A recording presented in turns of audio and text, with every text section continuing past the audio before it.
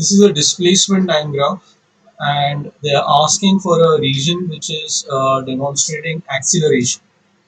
Now, for a displacement time graph, the area which shows acceleration is a curved area, and you can see that this region, okay, 1, 2, and 3, none of this area shows a curved region.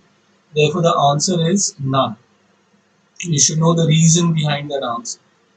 Next is name the region in the graph where the body is fastest.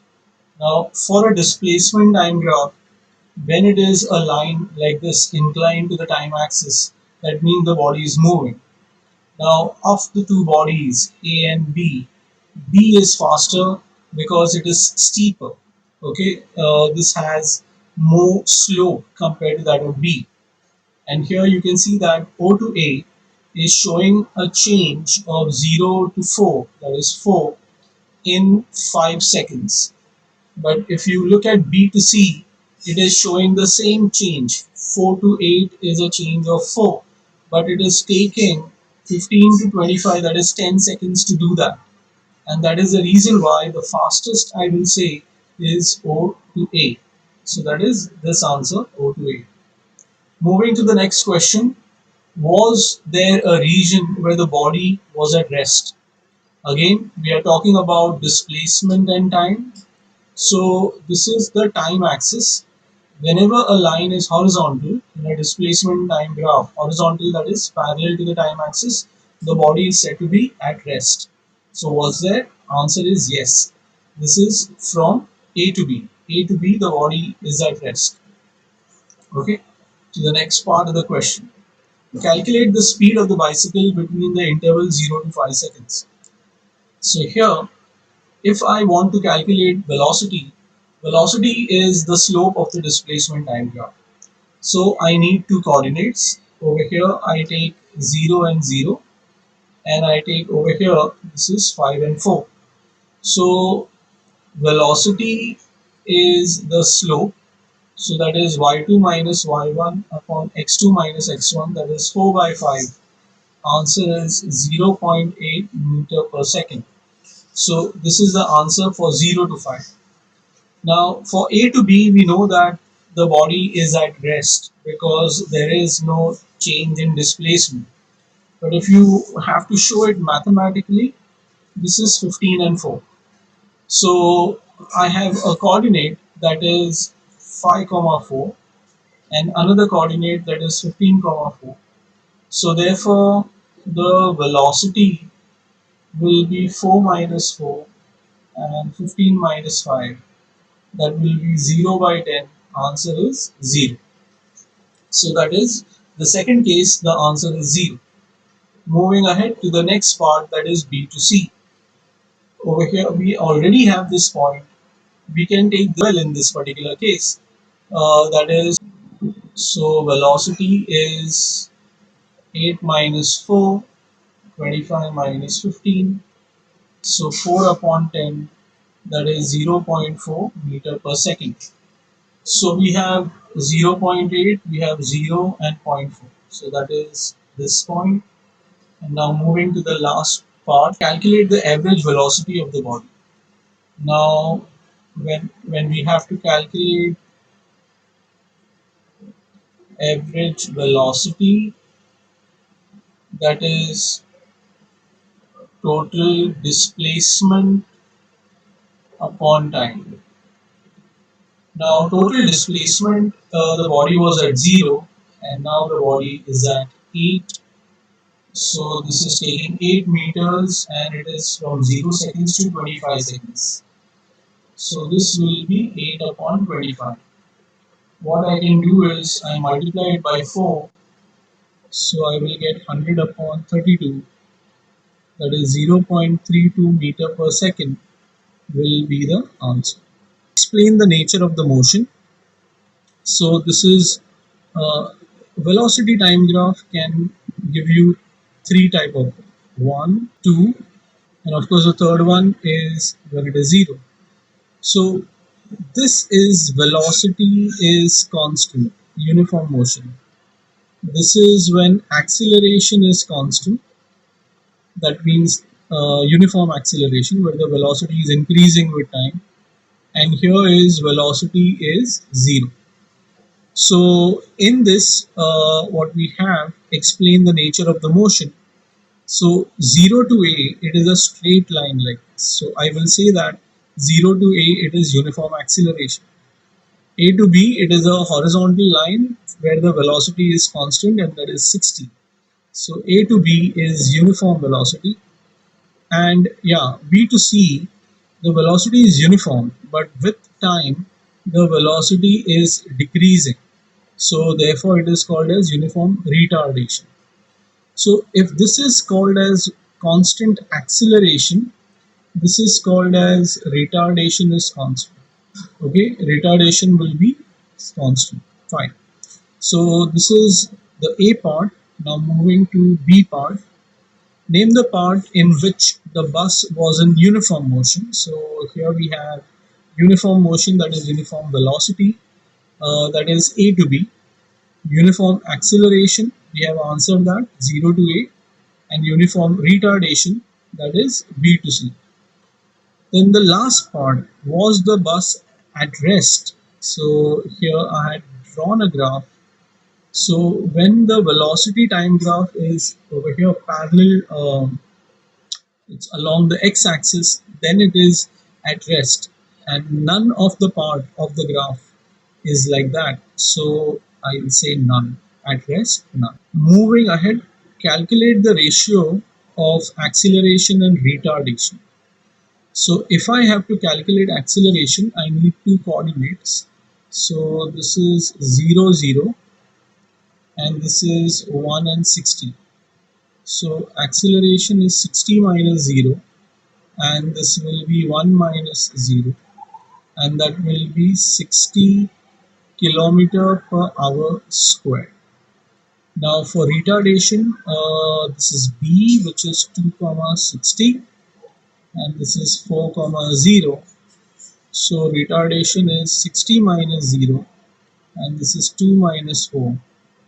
So 60 upon 2, that is negative 30 kilometer per hour square.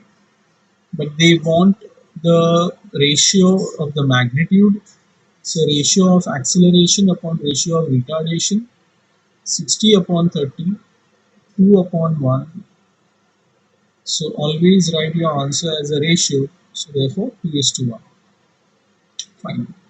Calculate the distance covered by the bus. Now again I have told you those three rules in which velocity time graph, this area will give you the distance. Okay, again I repeat, in the time graph, if the body is moving in the same direction, then the distance and displacement are the same. So we have to calculate this area. Now this area is of a trapezium, which is half into sum of parallel sides into height. So here this is one of the parallel sides. This is another parallel side from 1 to 2, that is, so that distance is 1, and the height. So this is the height, which is 60. Okay, so this is half into 5 into 60. So that is 30, 150 kilometer is the answer. Now, if you don't wish to do it like a trapezium, then you can break this up into one triangle, another rectangle, and a triangle. So area of the triangle, which is half into base into height. Now the base is 1. So this is 30. Now the second, that is this particular rectangle, that is length into breadth. Okay, again from 1 to 2, so it is 1 and 60, that is 60. And the third one is a triangle. So from 2 to 4, I'll take that as 2, and again the height is 60. So that is 60. So here I am getting this as 30, 60, 60. Again, the total area will give me 150 as an answer. 150 kilometer. Fine. Now we have average velocity. Now here we know in the previous thing we calculated 150 is the total displacement, and the total time we have it over here as 4. So that is 4 threes are 12, 4 sevens are 28. 37.5 kilometer per hour is the average velocity. Okay. And final question, does the bus change direction? The velocity is positive. That means if the bus is moving in a particular direction, it is going in that same direction. If the bus had changed direction, then the velocity could be negative because this is 0, 1, 40. So here this will be minus 20 and minus 40. None of the velocity is shown negative. So the bus is not changing direction. Name the region in the graph where the body was at its fastest. So fastest is a steeper slope. So here you can see that this portion of the body, okay, it is in 2 seconds covering this much. Now if you look at this portion again in 2 seconds it is covering this much. Now what we have is this part. So in 2 seconds over here, in for 8 to 10, it is covering quite a bit, and therefore the answer to the question is B to C. It is fastest. Of course, it is a displacement time graph, and the line over here indicates that the body is coming back from 20 meters. It is coming back to 0. So that means if you start from here, this is 0, the body is going toward 20 meters, and in B to C the body is coming back. So only difference because of that line indicates that it is coming back, but it is definitely fastest. Explain the nature of the motion. Okay, so a body moves 20 meters in one direction, that is over here, and then it returns back to the starting point. Okay, and it comes back to the starting point. So that is one motion. But when it is going toward the 20 meters, from in the first 4 seconds, it covers approximately, here you can see 5, 6, 7, 8. It covers 8 meters. And then in the next 4 seconds, it covers 12 meters from 8 to 20. Okay, so that is the nature of the motion. Fine. Calculate the speed of the bicycle between the interval 0 to 4, 4 to 8, and 8 to 10. So speed of the bicycle will be, again I need 2 points. So here you can see that if you take 2, then this will be 4. So it is basically 0 comma 0. If I take 2, then I can take 2 and 4. If I take 4, it will be, this is 5, 6, 7, 8. It will be 4 and 8. So to calculate the slope, we have to take, say, 8 minus 4, 4 minus 2. So that is 4 upon 2, 2 meter per second. So this is the velocity in this interval. Now for the next interval, that is from A to B, we are again going to take values. So this I can take it as 4 comma 8. For 6, this will be 14. 6 comma 14, and let's say for 8 it is 8 comma 20. So the velocity I can take 20 minus 8 and 8 minus 4, so 12 by 4, that is 3 meter per second. Okay, now for the third instance, this is B, which is 8 and 20, and this is 10 and 0. So the velocity is 0 minus 20, 10 minus 8, that is minus 20 upon 2, that is negative 10 meter per second. So the velocity is, this is negative 10. Negative 10 indicate that it is coming back. Now calculate the average velocity of the body. So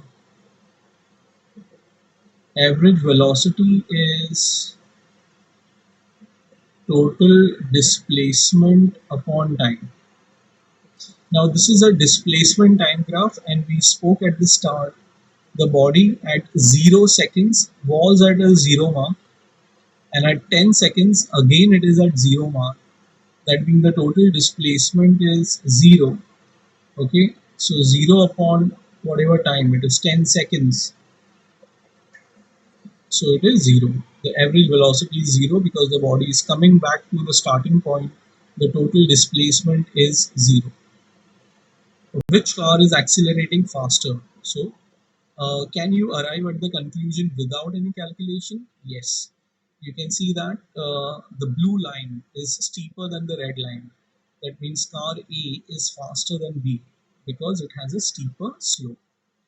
Then to support the answer with calculation, so for A I'm taking 0 comma 0. I can't take any other coordinate for sure, so I will take 3 comma 80. So for car A, the velocity will be equal to 80 minus 0 upon 3 minus 0, that is 80 upon 3, and that will be 26.67 kilometer per hour. Okay, so kilometer per hour squared, that will be the acceleration. Now for car B, we need again coordinates. So one coordinate I will write over here, that is 0 comma 20.